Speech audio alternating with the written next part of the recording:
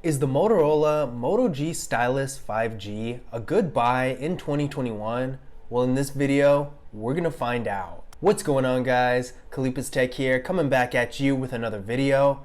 In this video, we're gonna be taking a look at the Motorola Moto G Stylus 5G and going over what kind of value it provides in 2021. Before we go any further, I do want to ask you to go ahead and hit that subscribe button. It helps out the channel a lot. That being said, let's get into it. So this phone has a 6.8-inch IPS LCD display with a resolution of 1080p, a PPI of 386, an aspect ratio of 20:9, and a screen to body ratio of 85%. I do have the brightness at 100% right now, and I would say it looks really good. Having a 1080p display is really nice. A lot of the time in the mid-range phones for the 5G variant, sometimes the display is a little bit lower quality than the 4G variant, just to save cost to offset the difference in putting 5G technology in the phone. But with this phone, we have the same 1080p display that we get in the 4G version of the Motorola Moto G Stylus that came out earlier this year.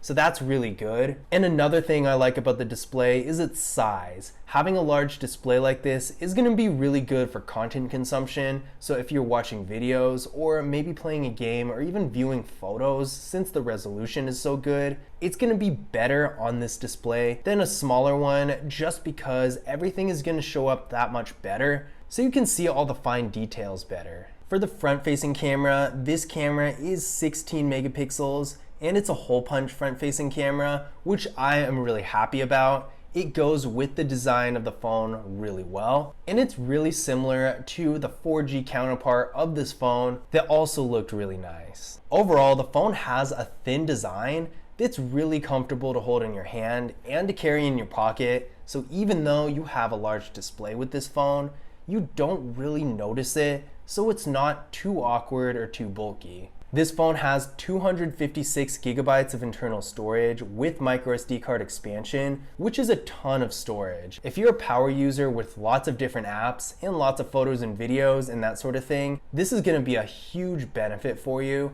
because you're going to have so much extra space. Usually, you're not going to find a mid-range phone, especially in this price range, with that much storage. That's usually going to be found in flagship phones. And not just the flagship phones, but more the high-end flagship phones like the Samsung Galaxy S21 Ultra, iPhone 12 Pro Max, the phones that are really the top of the line for their respective manufacturers. So to have 256 gigabytes in a phone like this is really remarkable. Now keep in mind that the specific phone in this video is the version that you get unlocked through Motorola directly, and depending on which carrier you get this phone from, it might be a little bit different because sometimes certain carriers will cut the storage and the RAM down just a little bit. But for the sake of this video, this specific variant is the unlocked version that you get directly through Motorola.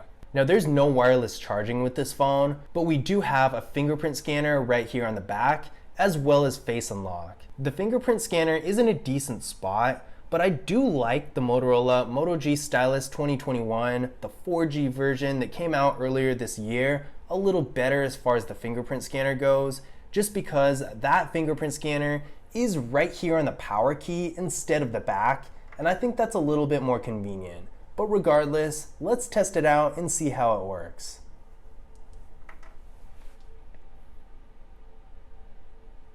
There we go, one more time.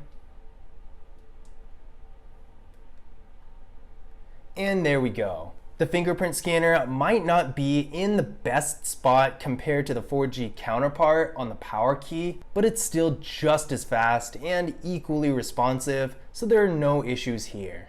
This phone also has face unlock, so if you don't like using the fingerprint scanner, or maybe you're wearing a glove or something like that, face unlock works just as well. For the rear camera setup here, we got a 48 megapixel rear camera, an 8 megapixel ultra wide camera, a 5 megapixel macro camera, and a 2 megapixel depth sensing camera. So this phone has pretty much every feature available to mid-range phones, from simple stuff like portrait mode to more specialized niched things like the macro camera. It really has it all. So whether you're a more casual user of the camera or you're a more serious user who likes to take more professional photos, this phone's camera is going to be good for you either way. For video, this phone fell a little bit short of my expectations, having a max quality of 1080p in both the rear and front cameras. It's not bad, but the 4G counterpart to this phone that was released earlier this year can shoot 4K in the rear camera. Now, if you don't shoot 4K videos, if you only shoot 1080p, it's not going to really matter. But if you are more serious about shooting videos on your phone and want that extra quality, then this is going to be a bit of a drawback for you. And also, this phone has so much more storage, literally double that of the 4G version, and 4K files are usually huge, so I don't know why they didn't take advantage of that and give this phone 4K capability as well. Internally, this phone has 6 GB of RAM with the Qualcomm Snapdragon 480 5G processor. Now keep in mind, once again, depending on the carrier you get, you might experience a little bit less storage and less RAM. This specific variant of the phone in this video is the unlocked one that you get directly through Motorola. That being said, I did run a Geekbench 5 benchmark test on this phone, and it came back with a single core score of 494 and a multi-core score of 1336. So it's not bad by any means, but for a 5G phone that has so many nice features and nice design, pretty much everything about this phone has been great so far, so seeing this type of processing power is a little bit underwhelming, being that this phone is competing with phones like the Samsung Galaxy A52 5G, the Samsung Galaxy A32 5G, a lot of these phones out there that are 5G phones still in a very similar price range to this, all have a lot more processing power than this phone. And even some phones that are not 5G phones still have a decent amount more processing power than this one. And typically I've seen the 5G counterparts to any phone usually have a little bit more processing power than the 4G version. And typically the 5G version of any phone should have a little bit more processing power. At least that's what I've seen in the past. Now, I don't remember the processing power of the Motorola Moto G Stylus 2021, the 4G version, off the top of my head, but I don't think it was this low. I think the multi-core score was somewhere in the 1500s, but regardless, the processing power of this phone is a little bit disappointing. That being said, it's not horrible. You're still gonna be able to do pretty much everything you want within reason, but don't expect super high-end or flagship performance because this phone is not gonna be at that level. While the processor is a little bit underwhelming, the battery is definitely not. This phone has a 5000 milliamp hour battery that supports 10 watt fast charging. So that is really impressive. You're gonna get lots of battery life out of this phone, not only throughout the day, but also in the long run as the battery degrades. You're not gonna notice it nearly as quickly as you would with a smaller battery. So if you like to get one phone and keep it for a long period of time, this is gonna be a nice strength for you. Because since this phone has such a large battery, you shouldn't have to replace it nearly as quickly as you would with a phone that has a smaller battery. In addition to that, the battery does support 10 watt fast charging, so that never hurts. As far as features go, this phone does have a decent amount. It has some cool gestures and that kind of thing. Motorola does tend to put a decent amount of that stuff into their phones. As you can see, it starts out with gesture navigation, which I personally like. Now you can also switch to the regular 3-button Android system if you want. In case you are wondering how to do that, I do have a beginner's guide to this phone where I go over that in more depth. But needless to say, this phone has tons of different features, so if you're looking for a phone like that, this is gonna be a good option. Unfortunately though, one thing it doesn't have is NFC. NFC is the technology behind contactless mobile payment services like Google Pay, for example. And I personally use this feature a lot, and it's becoming more and more widespread. So I'm not sure why Motorola didn't jump on the opportunity to implement this technology into a new phone, especially a 5G phone that's supposed to be more advanced and have more features. So if you are looking for a phone that has NFC, this is not going to be the device for you.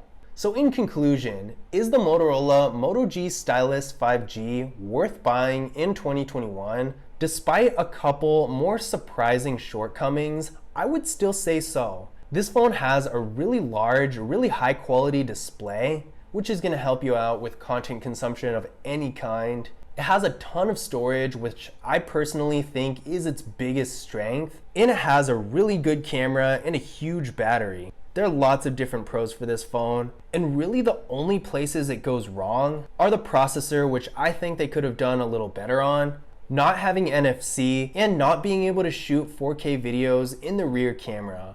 Other than that, I think this phone is really good, especially for its price range. And if you're looking for a 5G phone that has a great display, lots of storage, and a decent amount of features, the Motorola Moto G Stylus 5G is gonna be a great option in 2021.